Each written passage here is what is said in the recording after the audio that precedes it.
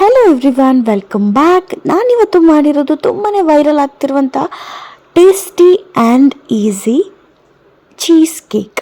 So ಬನ್ನಿ ಹೇಗೆ ಮಾಡಿದೆ ಅಂತೇಳಿ ನೋಡ್ಕೊಬೋಣ. ತುಂಬಾ ಬೇಸಿಕ್ ಇಂಗ್ರೀಡಿಯೆಂಟಲ್ಲಿ ಇದನ್ನು ಮಾಡ್ಬೋದು. ಸೊ ನಾನಿಲ್ಲಿ ತೊಗೊಂಡಿರೋದು ಬರ್ಬನ್ ಬಿಸ್ಕೆಟ್ಸ್, ಒಂದು 3 ಪ್ಯಾಕೆಟ್ಸ್, 10 ರುಪೀಸ್ದು ಒಂದು 3 ಪ್ಯಾಕೆಟ್ಸ್ ತೊಗೊಂಡಿದ್ದೀನಿ. ನಿಮಗೆ ಯಾವ ಬಿಸ್ಕೆಟ್ ಬೇಕು ನೀವು ಆ ಬಿಸ್ಕೆಟ್ನ ಯೂಸ್ ಮಾಡಬಹುದು. ಯಾಕಂದರೆ ನಾನಿಲ್ಲಿ ಕ್ರೀಮ್ ಇದೆ ಇದರಲ್ಲಿ ಅನ್ನೋ ಕಾರಣಕ್ಕೆ, ಅದು ಚಾಕ್ಲೇಟ್ ಫ್ಲೇವರ್ ತೊಗೊಂಡಿದ್ದೀನಿ. ಸೊ ಚಾಕ್ಲೇಟ್ ಕ್ರೀಮ್ ಇದೆ ಅನ್ನೋ ಕಾರಣಕ್ಕೆ ನಾನು ಬರ್ಬನ್ ಬಿಸ್ಕೆಟ್ ತೊಗೊಂಡಿದ್ದೆ. ಹಾಗೆ ನಮ್ಮ ಮನೆಯಲ್ಲಿ ಎಲ್ಲರಿಗೂ ಬರ್ಬನ್ ಬಿಸ್ಕೆಟ್ ಇಷ್ಟ ಆಗುತ್ತೆ. ಸೊ ಹಾಗಾಗಿ ನಾನು ಈ ಬಿಸ್ಕೆಟ್ನ ತೊಗೊಂಡಿದ್ದೀನಿ.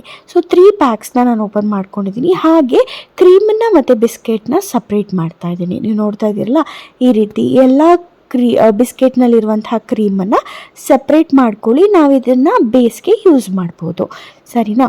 ತುಂಬಾ ಟೇಸ್ಟಿಯಾಗಿ ಆಗುತ್ತೆ, ತುಂಬ ಈಸಿಯಾಗಿ ಕೂಡ ಇದು ಮುಗ್ದೋಗ್ಬಿಡುತ್ತೆ. ಸೊ ಕ್ರೀಮ್ನ ನಾನು ಎತ್ತಿಟ್ಕೋತಾ ಇದ್ದೀನಿ. ಈಗ ಇರುವಂತಹ ಬಿಸ್ಕೆಟ್ಸ್ಗಳನ್ನು ಕ್ರಷ್ ಮಾಡ್ಕೊಳ್ತಾ ಇದ್ದೀನಿ. ಸೊ ಸ್ವಲ್ಪ ನೋಡಿ, ಈ ಕನ್ಸಿಸ್ಟೆನ್ಸಿನಲ್ಲಿ ಪುಡಿ ಮಾಡ್ಕೊಳ್ಳಿ.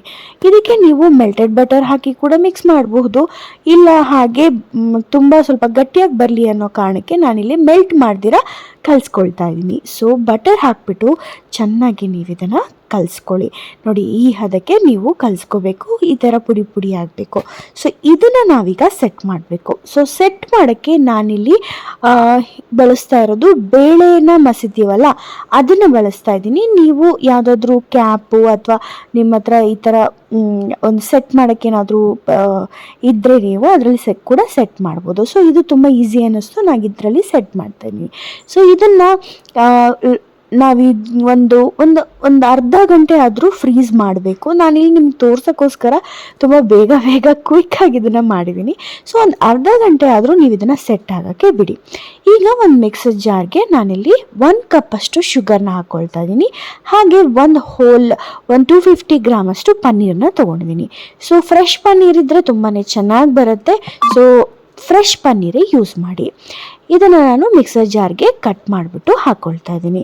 ಕ್ಯೂಬಲ್ಲಿ ಕಟ್ ಮಾಡ್ಕೊಂಡು ಹಾಕ್ಕೊಳ್ಳಿ, ಸ್ವಲ್ಪ ಬೇಗ ಗ್ರೈಂಡ್ ಆಗುತ್ತೆ ಅಷ್ಟೇ. ಹಾಗಾಗಿ ಇದಕ್ಕೆ ಫ್ರೆಶ್ ಕ್ರೀಮ್ನ ಯೂಸ್ ಮಾಡ್ತಾ ಇದ್ದೀನಿ. ನಾವು ಕಂಡೆನ್ಸ್ ಮಿಲ್ಕ್ ಕೂಡ ಯೂಸ್ ಮಾಡ್ಬೋದು, ತುಂಬ ಟೇಸ್ಟಿಯಾಗಿ ಬರುತ್ತೆ.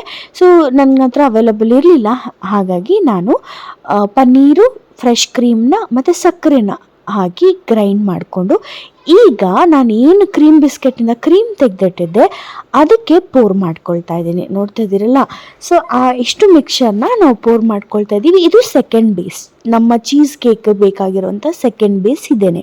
ಸೊ ನಾನಿದಕ್ಕೆ ಸ್ವಲ್ಪ ಚಾಕ್ಲೇಟಿ ಫ್ಲೇವರ್ ಬರಲಿ ಅಂತ ಬರ್ಬನ್ ಬಿಸ್ಕೆಟ್ನ ಕ್ರೀಮ್ನ ಮಿಕ್ಸ್ ಮಾಡ್ಕೊಳ್ತಾ ಇದ್ದೀನಿ.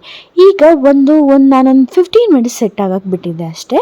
ಸೊ ಈ ಸೆಟ್ ಆಗಿರುವ ಬಿಸ್ಕೆಟ್ಸ್ಗೆ ನೀವು ನಾವು ಮಾಡ್ಕೊಂಡಿರೋಂಥ ಮಿಕ್ಸರ್ನ ಪೋರ್ ಮಾಡಬೇಕು. ನೋಡಿ, ಇವನ್ನ ಪೋರ್ ಮಾಡಿ, ಈ ಸ್ವಲ್ಪ ನಾನು ಚಾಕ್ಲೇಟಿ ಬಿಟ್ಟಿರೋದ್ರಿಂದ ಸ್ವಲ್ಪ ನನಗೆ ಫ್ಲೇವರ್ ತುಂಬ ಚೆನ್ನಾಗಿ ಬರುತ್ತೆ ಅನ್ನೋ ಕಾರಣಕ್ಕೆ.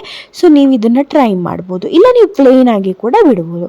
ಈಗ ಇದು ಕಂಪ್ಲೀಟ್ ಒಂದು 3 to 4 hours ಸೆಟ್ ಆಗಕ್ಕೆ ಬಿಟ್ಟರೆ ತುಂಬಾ ಚೆನ್ನಾಗಿ ಬರುತ್ತೆ.